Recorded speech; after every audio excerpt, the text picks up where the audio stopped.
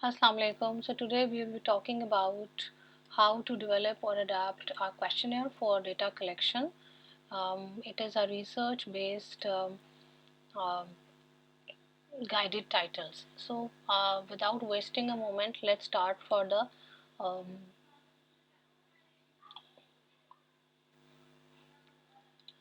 okay. The first question is that you need to understand what is questionnaire. Questionnaire is basically is an tool. It is an instrument which should be very much structured to collect data from respondent.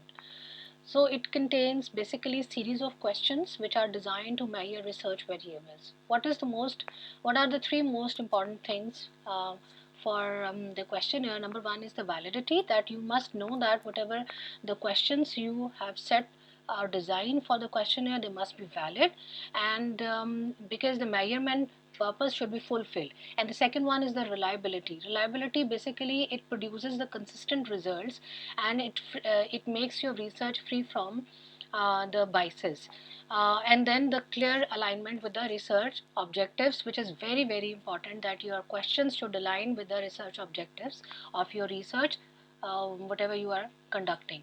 So if in terms of topics, what we are going to talk about here, that we will be talking about the essentials of questionnaire design, we'll be talking about validity and reliability, and then we will be focusing on framing versus adapting instrument. This is a very important question that normally the students at the BS level, they are actually they lack sufficient knowledge how to design an instrument, and to avoid those mistakes, it has always been recommended to adapt an instrument or a questionnaire, and step by step adaptation process will also be discussed in this presentation.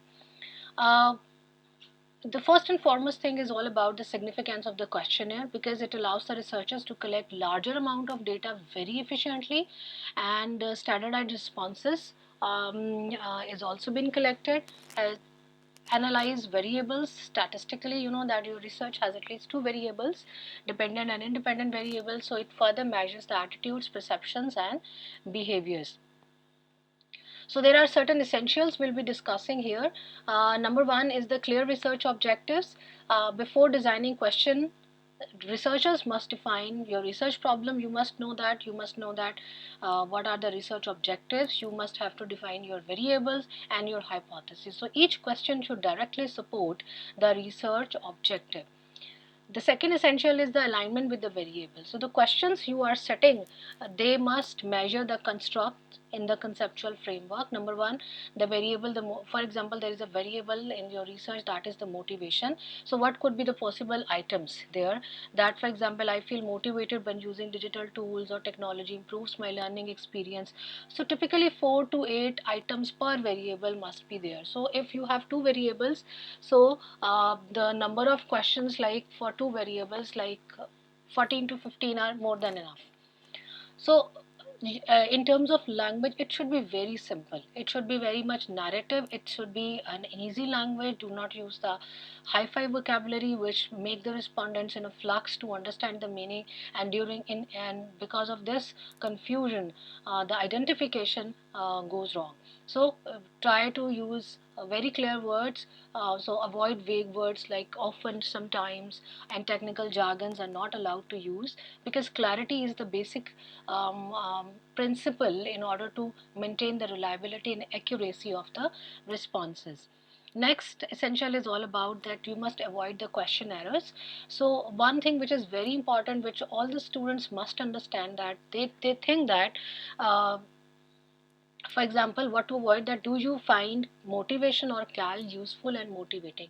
So you are not posed to ask any question like this in the questionnaire. Rather you will ask that cal improves my learning, motivation um, encourages my study, whatever it is. So do not just, if you have framed your questionnaire, go quickly have a look that whether they are aligned with this essential four or otherwise. Otherwise you need to rephrase them. Do not ask direct questions.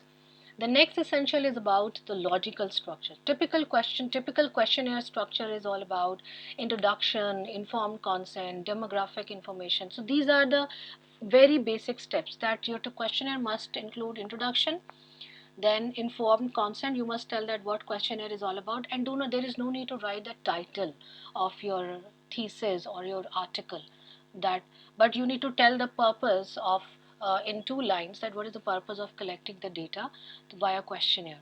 And then informed consent, that to take the consent from the respondent. Then the next step is all about the demographic information. Do not miss it. It includes gender, it includes age, it includes semester, it includes institution, it includes CGPAs or results. So it is basically, demographic information is dependent on the type of the questionnaire or the data you are collecting, but the basics should be there, that institution name, your semester, your gender. And then the third one is, and then you can divide your question into sections, 1 section, 2 section, or maybe 3 section, depends on the length of the study or the collection of the data.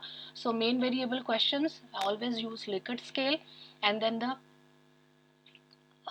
Likert scale. And open-ended questions are optional. It depends that whether you are intended to collect open-ended questions or otherwise. Logical ordering improve responsibility. This is a very important thing which you need to understand, and maintain the coherence among the questions, among the variables while posing the questions. What kind of questions are there? Then let's talk about the types. Close-ended questions, just like Likert scale, strongly agree to, strongly disagree. And multiple choice questions can also be there, and open-ended questions, where you allow respondents to explain their options or opinions in a very simplified language. Usually it consists of a 1 line sentence. So as far as the validity of the questionnaire is concerned, this is a very important question, because the validity means that instrument measures what it intends to measure. So where major types of validity validities are face validity, content validity. So let's talk about face validity. Face validity, basically it's all about the experts or participants examine whether the question appear or appropriate. So before administering your questionnaire, you need to have this kind of validity from your peers, maybe from your teachers or elderly ones. So it must be clear, relevant, and to the research of topic. Content validity is always been, experts evaluate whether the questionnaire covers all aspects of the research construct. For example, motivation construct may include interest, engagement, and persistence. So all the ingredients must be there. So content validation is also another important element. Next one is the construct validity. The way you structured your questionnaire, basically it tests whether the questionnaire truly measures the theoretical construct. So factor analysis and relational analysis is usually been done. And then the criterion validity, which compares the questionnaire with another established instrument. um, Same is the case with the reliability as well. So reliability refers to the consistency of the results, to avoid biases, where the questionnaire is used repeatedly. Common reliability tests are Cron-Bash alpha, test-retest reliability, and 2 main approaches. Acha, okay, the very important thing is about the most of the questions I've been receiving from the researchers is that whether to frame the questionnaire or to adapt it. So there are 2 main approaches. One is the developing a new questionnaire, and the second one is adapting the existing validated validated questionnaire. So if, in terms of developing a new questionnaire, there are multiple advantages, that you can fully customize the research context.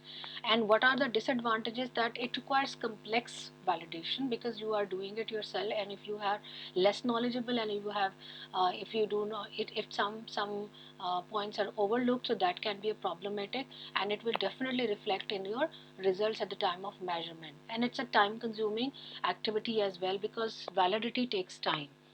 So if I talk about adaptation, so adaptation is already validated questionnaires. Some researchers has already been used it. It has already been validated, and it is the reliability is of higher level, and it has been accepted widely in academic research. So that's why it has always been advised to the students of BS level specifically, and to some of the topics and the areas are concerned in at the MS level as well, that adaptation of the questionnaire has always been advised. So because adapting basically validated instruments, which is generally more methodologically very sound. So number one is that let's talk about the step-by-step process when you are designing your questionnaire. First one is to identify the validated instrument. You will have to search the literature across the Google Scholar, go for ResearchGate, go for academia, go for Scopus Index journals, Web of Science journals, and then you must have to select the questionnaire which has the same variables as yours. Step 2 is that you will have to contact the original author if permission is required to adapt the questionnaire. And in some of the research theses and articles, normally the research consent is given at the end that you are allowed to use this questionnaire for further research. But if you do not find any kind of note in any article or research thesis like that, then you must have to contact the corresponding author mentioned in that specific article. Next step is about the review of the questionnaire items. You will have to check the alignment with the research variable, you will have to check the population, and you will have to see that whether the research context is all about yours. So, and you will have to remove the irrelevant items. It is not necessary that you are adapting a questionnaire, so you will have to adapt all 35 items which have been the part of that study. You will have to select the items which are most probably correlated with yours one. You can modify the language, you can make it more simplified, you can make it according to fit of your study and the context. For example, in an original, I frequently use regional language platforms, and when you adapt it, I use CAL tools in my English classes. So it's more or less the same thing, but in a different phrase structure. Translation, you are allowed to do that if it is required. So you can translate the questionnaire if it's been available in some other language. You can have a translation, you can have a back translated into original language, and you can compare the meanings. And one more thing, that semantic equivalence is very necessary, which is a very important area. Expert review is the next step. That send your questionnaire at least 3 to 5 experts so that they can evaluate, they can have a clarity, they can convey you the relevance, and they can talk about the construct coverage of your research article, of your research questionnaire. Next step is the pilot study. So always conduct pilot study of at least 15 to 20 students. And what is the purpose of pilot study? Because it will help you to check the clarity, because sometimes when we are rephrasing, we are setting the things, so we lack that sometimes vision, and we overlook sometimes some areas and some questions or some important principles. So this is what we can do. You will have to identify the problematic questions and estimate the reliability. So reliability testing, analyze pilot reliability testing is the next step when you got the data. So it analyze pilot testing data through SPSS or through Cronbach alpha or item correlation can be used. And the step 9 is all about the revised questionnaire. So remove unclear items, remove redundant questions, remove repetitions, and improve the wording structure if it is required. And finally, step 10 is all about the final administration. So we'll have to administer the final questionnaire to the full research sample for the data collection. So what are the best practices? Let's have a very quick review of it. That you should keep your questionnaire very concise. You must maintain the consistent response scales. You must have the pretest questions, avoid biased wordings, pretesting techniques such as cognitive interviews, and you will have to detect misunderstanding as well. So ideal structure of the question is the title of study, which is optional, which it is not necessary to give it. You can talk about the objective of the study, then the consent, informed consent statement, then the demographic section, and then for the main Likert scale items, and optional open-ended questions, and then of course at the end the thank you note. And this is all about the conclusion, that strong questionnaire requires systematic development, validity testing, reliability testing, pilot study, expert review, and adapting validated questionnaires generally produces stronger research instruments. So once your questionnaire is aligned, so your half of the study is done.